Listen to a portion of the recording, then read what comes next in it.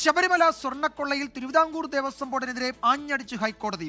2025 സ്വർണ്ണപ്പാളി കൊടുത്തുവിടാനുള്ള തീരുമാനം രേഖപ്പെടുത്താതെ ദേവസ്വം മിനിറ്റ്സിൽ ക്രമക്കേട് നടത്തിയെന്ന് കോടതി വിമർശിച്ചു. തിരുവിതാംകൂർ ദേവസ്വം ബോർഡിനെതിരെ അഴിമതി നിരോധന നിയമം നിലനിൽക്കുമോ എന്ന് പരിശോധിക്കണമെന്ന് കോടതി പ്രത്യേക അന്വേഷണ സംഘത്തോട് ആവശ്യപ്പെടുകയും ചെയ്തു. ശബരിമല സ്വർണ്ണക്കൊള്ളയിൽ പ്രത്യേക അന്വേഷണ സംഘം രണ്ടാമത്തെ റിപ്പോർട്ട് ഹൈക്കോടതിയിൽ സമർപ്പിച്ചു. റിപ്പോർട്ട് പരിശോധിച്ച കോടതി ഉന്നയിച്ചത് അതിരൂക്ഷ വിമർശനങ്ങൾ. PS പ്രശാന്തിന്റെ നേതൃത്വത്തിലുള്ള തിരുവിതാംകൂർ ദേവസ്വം ബോർഡ് ഭരണസമിതിക്കെതിരെയുള്ള ഗുരുതര കണ്ടെത്തലുകളാണ് SIT റിപ്പോർട്ടിലുള്ളത്. മിനിറ്റ്സ് ബുക്കിലെ ക്രമക്കേടുകളടക്കം ഇതിൽ ഉൾപ്പെടുന്നു. 2025 സ്വർണ്ണപ്പാളി ഉണ്ണികൃഷ്ണൻ പോറ്റിക്ക് കൊടുത്തുവിടാൻ അടിയന്തര സാഹചര്യം കെട്ടിച്ചമച്ചെന്നും കോടതി നിരീക്ഷിച്ചു. ഇതിന് പിന്നാലെയാണ് ദേവസ്വം ബോർഡിനെതിരെ അഴിമതി നിരോധന നിയമം നിലനിൽക്കുമോ എന്ന് പരിശോധിക്കാൻ SITക്ക് നിർദ്ദേശം നൽകിയത്. ദേവസ്വം ബോർഡ് ഉദ്യോഗസ്ഥരുടെ വീഴ്ചകളും SIT റിപ്പോർട്ടിൽ എണ്ണിപ്പറഞ്ഞു.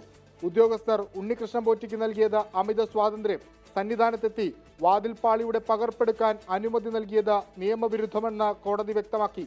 മോഷണം പോയ സ്വർണത്തിന്റെ അളവ് കണ്ടെത്താൻ ശാസ്ത്രീയ പരിശോധന വേണമെന്ന SITയുടെ ആവശ്യത്തിന് കോടതി അനുമതി നൽകി. ഹൈക്കോടതിയിൽ കേസ് പരിഗണിക്കുന്നതിനിടയിലും പ്രത്യേക അന്വേഷണ സംഘം സന്നിധാനത്ത് പരിശോധന നടത്തി. ശബരിമല സ്വർണ്ണക്കൊള്ളയുമായി ബന്ധപ്പെട്ട പ്രത്യേക അന്വേഷണ സംഘത്തിന്റെ റിപ്പോർട്ട് ഹൈക്കോടതിയിലെത്തുമ്പോൾ കോടതി പോലും ഞെട്ടുന്ന സാഹചര്യമാണുള്ളത്. 3 ആഴ്ചയ്ക്ക് ശേഷം വീണ്ടും കേസ് പരിഗണിക്കുമ്പോൾ ഇനി എന്ത് എന്ന ചോദ്യം ബാക്കി. ഹൈക്കോടതിയിൽ നിന്ന് വിഷ്ണു സുരേഷ്, 24. ലോകത്തെവിടെയായാലും ഏത് സമയത്തും 24 വാർത്തകളും ഓഗ്മെന്റഡ് റിയാലിറ്റി പാക്കേജുകളും എക്സ്പ്ലെയിനറുകളും വിശദമായി കാണാൻ ഞങ്ങളുടെ YouTube ചാനൽ നിങ്ങൾക്ക് സബ്സ്ക്രൈബ് ചെയ്യാം.